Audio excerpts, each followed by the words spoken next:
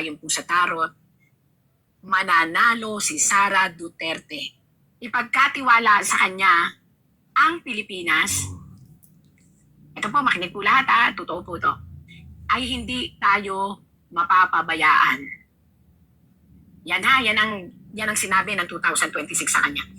Which totoo pong iboboto siya. Mananalo po siya. Tandaan nyo, ako na po ang nagsabi, wag lang magkakaroon ng dayaan, wag lang magkakaroon ng kapabayaan, at wag lang magkakaroon ng sinasabi na pagbabaliktad ng sitwasyon. Sara Duterte will won the heart of the Filipino masses. Ibig sabihin, taong bayan ang magnanais na siya'y manalo.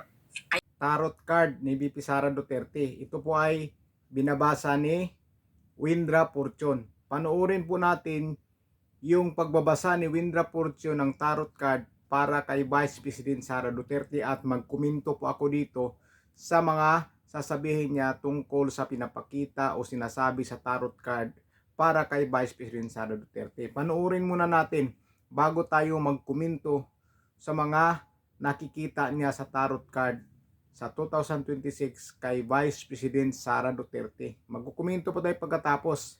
Pahiram muna ng video mo, Windra Fortune. Magkukomento lang po kami dito sa yung video o pagbabasa ng tarot card. Napakagaling magbasa ng tarot card to si Windra Fortune. Magaling po ito. Napakagaling po magbasa ito. Panoorin muna natin, tapos magkomento po tayo sa mga maririnig natin o makikita natin. Ipagkatiwala sa kanya ang Pilipinas, ito po, makinig po lahat ha, totoo po to, ay hindi tayo mapapabayaan. Yan ha, yan ang sinabi ng 2026 sa kanya. Kung ano nakikita natin sa 2026 kay Binibining Sara, Vice President Sara Duterte. Nakikita nyo po ito? Isang lalaki ang mahigpit na talaga namang pinag-iisipan niya. Ayan po, nakita niyo to, lalaki, nakataob. Ibig sabihin, kaya po siya nakataob, nag-iisip pa siya ng maraming, nakita niyo po itong cups, ito po ay maaaring signifies of kaso. Bakit sinabi kong signifies of kaso? Kasi po, di ba, pag nagfa-file ng mga kaso, magastos. Pag nagfa-file ng kaso, kinakailangan ang, para siyang ginto. So para sa kanya, yung isa-sign niya o ibabato niya para kay Ma'am Sara Duterte ay matinding mga ginto daw, or matitindi, conversion nito sa salitang ibinabato niya ay matitindi na, as in masisira ang pangalan ng ating Vice President doon sa binabalak niyang ibabato. Unfortunately, nakabaliktad po siya. So, ito po ay malalampasan ng ating Vice President. Haharapin niya ito, and unfortunately, kung sino ka man na lalaki ka, kasi lalaki siya sino kaya? Na nag-iisip talaga kung anong dapat gagawin. At may isang nag-feed sa kanya. May isang, nakita niyo po, may isang kamay. Yan, may nag-feed po sa kanya para batuhin ng napakaraming mabibigat na kaso si VP Sara ngayong taong 2026-27 hanggang sa kandidatura. Pakaisipin niyo kung mabuti. Dahil ayon po rito, nakabaliktad. Kung ano pong ibabato ninyo, again and again, ito po'y tarot lang. Ako po'y taga-interpret lang. Kung ano pong ibabato ninyo sa kanya, dahil siya naman ang in-scrabble name ko rito, ito po ay dapat yung pakaisipin dahil hindi magtatagumpay ang pagsira ninyo ng kanyang pangalan. Kung sino ka man na lalaki na nag-iisip, ulit-ulit kong sinasabi, akala ninyo sa tatlong maaatikabong akusasyon ay mapapasuko nyo ang isang Inday Sara. Sorry po, mababaliktad ang sitwasyon sa huling laban. Mananatili pong matatag ang ating Inday Sara. Ang problema lang po talaga ang emosyon niya tungkol sa kanyang father. Yun lang. Pagdating sa kaso, haharapin niya. Pagdating sa lahat. Pero yung puso ay baliktad. Yung puso at isip niya ay talagang natutorture sa pag-iisip sa kalagayan ng kanyang ama. Tama yun. Lalaban, sana naman malampasan ito ng pamilyang Duterte. Sana po ipagdasal ng buong sambayanan na malampasan ng ating family ng Duterte ang isang pagkawala ng isang taong mahal ng sanlibutan. Ito po ay hindi pa tsak na magaganap. Sinasabi lang po sa atin ng tarot kasi po on and off na ang kalagayan ng isang tao na nasa malayo na nakakulong. Ibig sabihin ng on and off ang health. Minsan biglang tumataas ang lahat ng kanyang blood pressure, ang kanyang sugar, and even the emotion and the stress ay tumataas at paiba-iba. Alam nyo, nakalagay dito, magdasal lang po tayo kung kayo po ay talagang mahal nyo po ang dating Presidente Duterte, magdasal lang po na makayanan lahat. At isang araw, naniniwala po ang tarot, naniniwala ang tarot, kaya nga din, ay makakaliban ang ating dating president sa sinasabing mahirap na kalagayan ng kalusugan upang hindi mapunta sa kamatayan. 2026-27, doon magkakaroon ng problema masyado ang health ng ating presidente at dahil siya'y ama, lumabas po siya sa tarot ni Vice President Sara. At yun po ang iniisip talaga ng ating Sara. Hindi niya iniisip to kasi kaya niya tong labanan. Sabi nga, kaya daw niya tong harapin. Kaya nga po ito mag-isip kasi haharapin talaga siya ng ating Vice President. Pero ito hindi niya kaya to. Ito ang iniisip niya. Ito ang palagi niyang kinakatakot, ang mawala ang kanyang ama. Kitang-kita naman po, death. At nakabaliktad siya. So, ibig sabihin nun, pwede pa natin ipagdasal ang ating presidente. Ang problema lang talaga, hindi mawala ito sa pamilya. Ang mag-alala ng sobra. Natural naman yun, hindi po ba? May isang panukala ang ating Inday Sara Duterte na lalo siyang mamahalin ng masang Pilipino. Ito po ay isang panukala ng batas na bibigay sa kanya ng napakalakas na estabilisasyon sa pagmamahal sa masang Pilipino. Muli at muli po mapapatunayan niya na ang lahat ng akusasyon sa kanya ay kanyang may lalaban. Although dadaan talaga siya sa mga question and answer and may sisira't sisira po talaga sa kanya pero still makakayanan po nilang lahat. At ang mga sumusuporta kay Sara Duterte ay muling magdidiwang dahil may papakita ng lahat ng humahanga kay PP Sara na hindi sila madidisappoint. Yan. Tama yun. Dahil ito po isang matinding parangal na gaganapin at ipagkakaloob ng mga bansang may sinasabi. Kaya lang po, ang inang bayan, ang dami talagang sumusubok sa katapangan at sa katatagan ng ating Inday Sara. Mag-ingat. Ingatan niyo pong mabuti at huwag kayong lalayo at aalis ng walang kasama. Meron po ditong isang babae na hindi ko po maintindihan tong babaeng ito. May isang kausap na kilalang lalaki na nasa gobyerno rin po, gobyerno, na may masamang, parang meron silang binubuo, may binubuo sila na isang, hindi ko po kilala tong babaeng to pero itong babaeng ito ay matindi ang galit. Hindi lang sa kanya, kundi sa ama. At isang isang lalaki na nakaupo sa trono. Hindi ko kilala kung sino to. Marami naman trono, politika. Pero ito may sinasabi sa politics, ang may binubuo na isang obra maestra. Pag sinabing obra maestra, pinag-aralan, ito ay, kumbaga sa ay talagang sinasala. Ayan po, paano ko nalaman? Ayan po, may dala silang sinasala ng mga taong ito. Yan. Upang, siya'y papanagutin sa isang sitwasyon. Paano nalaman na sitwasyon? Ayan po, more on pera to pera ang ibubukol sa kanya, pera. At ito namang isang ito is travel. Pera, travel. Ano nalaman travel po? Ayan po. Ito po ay parang iron siya na pag pinukpok is parang Ganon. Signifies po yan ng hangin na mabilis. Pwedeng travel, pwedeng sasakyan, ganyan. So, pera ang ipupukol at itong travel. So, hindi ko alam bakit lumabas yung mga travel dito. Ipupukol daw po na may kasamang pera. Siguro ang interpretasyon ng tarot, siguro po ito marami interpretasyon nitong segment na to. Maaaring yung kanyang mga transpo o yung mga ginagastos niya o yung paglabas-labas niya ng Pilipinas ay ibintang sa pera, kinumbert sa pera. Or maaari rin naman na maraming nawawalang fund na unrecognized, hindi ito na-recognize sa panahon niya.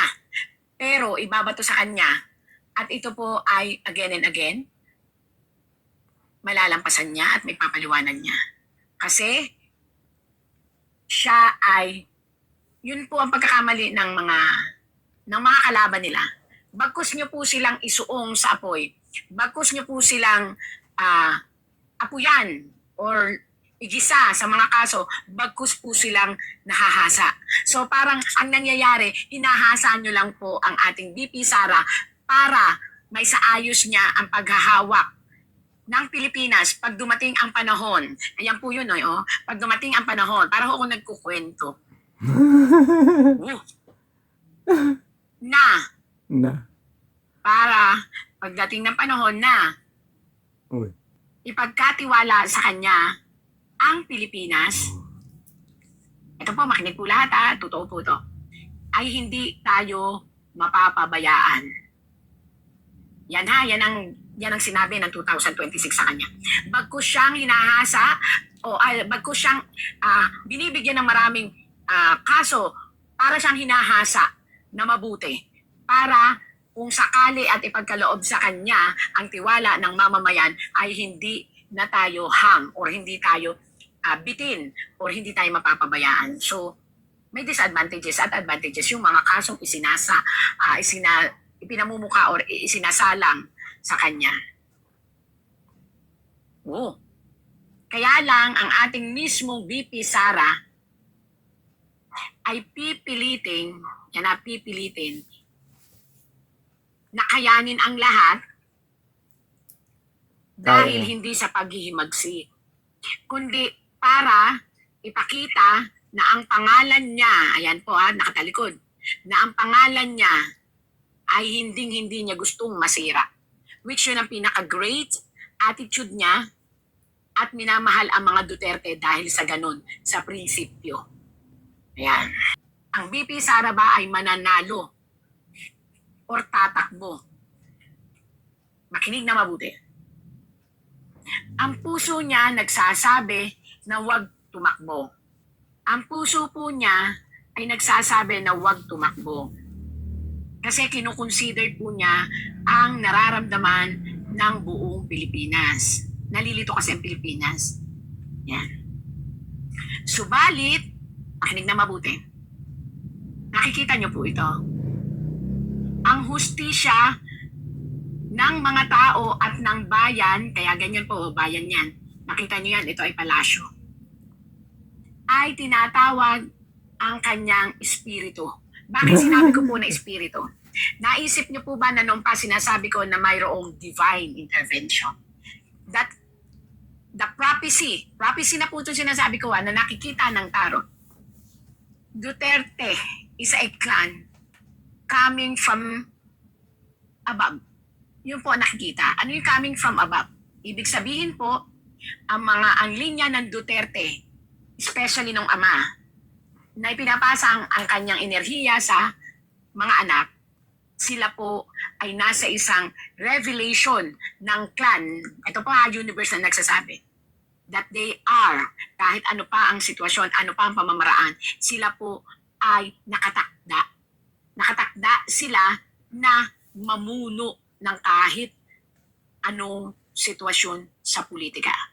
At they are entitled, meron silang divine mission na kahit ayawin ng tao, maniwala po kayo sa hindi, o maraming umaayaw, sila po yung nakatakda na magsilbi sa mamamayang Pilipino. Kaya yung sinasabi nilang hindi mananalo si Sara Duterte, ito po ang sagot dyan. Ang linaw. Una sa lahat, marami talaga siyang kaagaw kung sakaling magpresidente siya. Pangalawa, may isang organisasyon na ayaw talaga sa kanyang maupo siya. Ito yung isang organisasyon kung saan nadidikit ang pangalan niya sa sitwasyon pa rin ng ama. Pangatlo,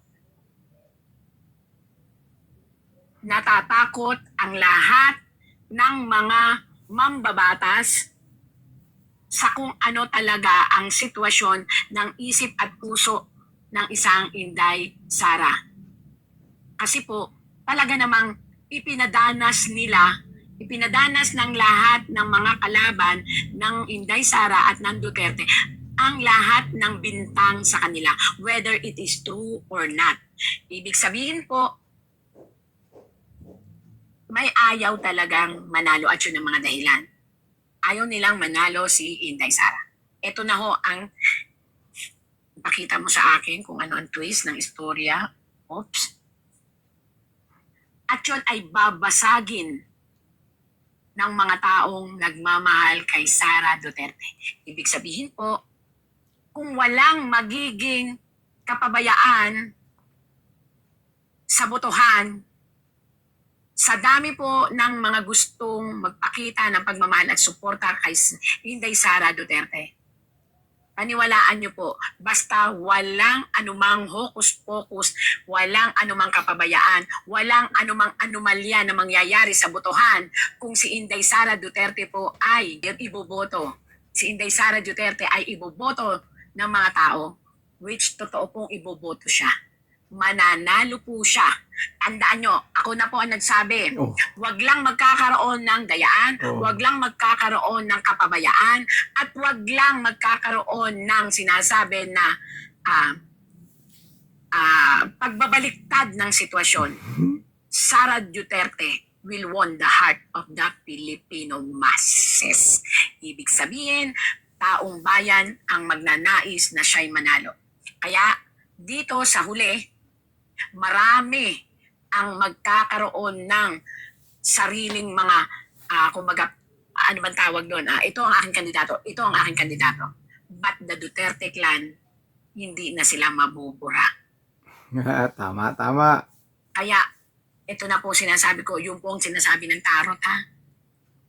Marami ang nagagalit dahil sa nangyari na pagpapatino sa pamamagitan ng mahigpit na batas. Pero marami ang nagmamahal at ang iba nagtatago pero lalabas sa takdang panahon. Bakit din? Kasi pinakadelikadong sitwasyon kapag namatay ang ama. Kaya kinakailangan pong ingatang mawala ama. Again and again, ayon po sa tarot, mananalo si Sara Duterte. Basta walang, tandaan niyo po ha, walang kapabayaan, lahat ay legal, lahat ay babantayan, at lahat ay kinakailangan na pag-aralan ang mga sitwasyon. Kasi nakatakda po talaga siya. Lang po tayo mga kababayan sa dalawang ano niya at saka na yung nais ba daw ni BP Sara Duterte tumakbo sa panghuli siguro niyang pagbabasa ng tarot card. Huwag na po natin tapusin yon. Ang ikukumintuhan po natin yung una at saka yung pangalawa niyang pagbabasa, di ba? Yung una, yung mga umaatake kay BP Sara Duterte na kung sino-sino dyan para lang talagang makasuhan si BP Sara Duterte. Kasi nasabi na lahat ni Windra na yan, totoo po yan. Malalampasan po ni Vice President Sara Duterte ang lahat ng iyan. Malalampasan po talaga na yan. At yung sinasabi niya na delikado ang kalagayan ni Pangulong Rodrigo Duterte dahil sa karamdaman, totoo naman yan dahil may sakit si Pangulong Rodrigo Duterte at matanda na. Pero kapag ano man ang mangyari kay Pangulong Rodrigo Duterte, mas lalong lalakas ang Vice Presidente. Mas lalo siyang mananalo. Mas lalo siyang mananalo kapag tumakbo siya pagkapangulo. Huwag naman sana mangyari na may mangyari kay Pangulong Rodrigo Duterte. Dahil naniniwala po ako na makakauwi po yan si Pangulong Rodrigo Duterte. Makakauwi po yan. Saka yung sinasabi ni Windra na nakita niya sa card na may isang babae, lalaki at nakaupo sa trono na usap-usap para makasuhan si Vice President Sara Duterte, hahabulin tungkol sa pira. Yan po ay nakikita po natin yan. Totoo po yung sinasabi ni Windra ay babae. Alam nyo po kung sino yung mga babae na yan. Hindi lang po isang babae yan. Ayan po, si Laila de Lima. Ayan po, si Ontiveros. Sila po yan sila. At sino yung nakaupo sa trono? Wala nang iba po, si Pangulong Bongbong Marcos na po yan. Gusto nila na kumampi yung administrasyon ni President Bongbong Marcos sa kanila para matatapatan nila ang Vice Presidente. Saka yung ginagawa nila ni Dilima, yung pagpa-impeach kay Vice President Sara Duterte dahil sinasabi nila na nagnakaw ng pira, nangurap ng pira si Vice President Sara Duterte. Lahat po yan ay wala yan. Hindi po sila magtatagumpay. Kahit gaano man karami ang kinakaharap ni Vice President Sara Duterte ngayon ng mga problema, ng mga pagsubok sa buhay, lahat lang iyan ay kanyang malalampasan dahil yan sa tulong ng Panginoon. Hindi po pababayaan ng Panginoon si Vice President Sara Duterte dahil nakikita po natin kung gaano kabuti tao si Vice President Sara Duterte. Yan po ang totoong may tiwala sa Panginoon, may takot sa Diyos. Yung iba dyan na mga kalaban niya na ginagamit yung sinusinong pari, mga Madrid dyan, para lang masira si Vice President Sara Duterte. Wala yan. Kaplastikan ang lahat yung mga naninira kay Vice President Sara Duterte. Na sila ay maginoo daw, sila ay may pari, may mga Madrid kuno. Yan po ay pakitang tao lang. Ang totoong tao talaga na may takot sa Diyos ay yan si VP Sara Duterte.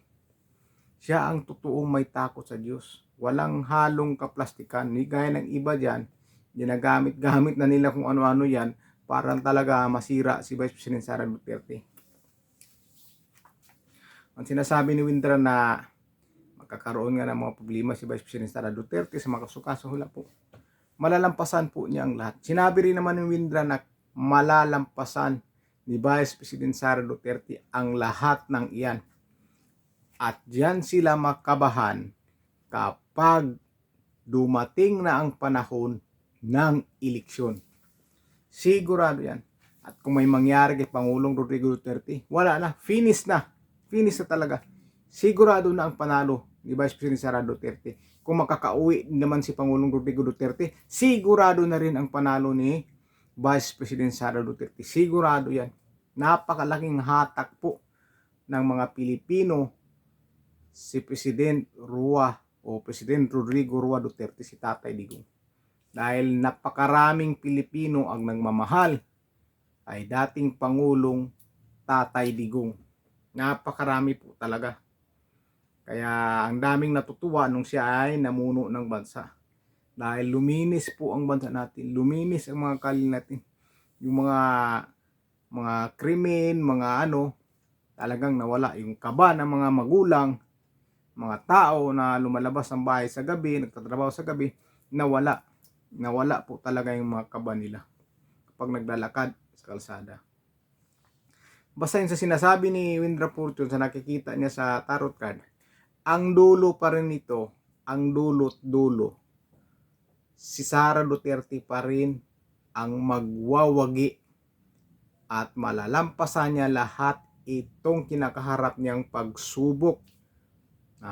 Sinusubukan siya ng mga kanyang kalaban na kampon ng kadiliman. Yan. Si VP Sara Duterte, nasa liwanag po ito. Nasa liwanag po si Vice President Sara Duterte. Kaya yung mga nasa kadiliman, masisilaw yan kay Vice President Sara Duterte. Hindi sila magwawagi. Hindi sila mananalo kay Vice President Sara Duterte. Sa dulo po talaga, ito sa sinasabi ni Windra Fortune.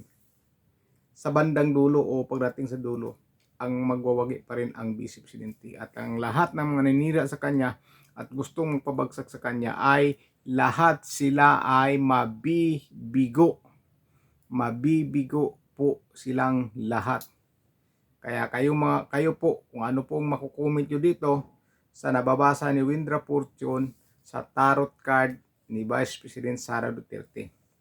Tingin ko dyan, sa dulo talaga, ang magwawagi ang Vice Presidente. Kaya comment nyo po sa baba kung ano rin po ang masasabi nyo. Basta ako, ang masasabi ko, lahat ng pagsubok na maranasan o kinakaharap ni Vice President Sara Duterte ngayon ay kanyang malalampasan at pagdating sa dulo ay siya ay mananalo. At siya ay magiging sunod na Pangulo.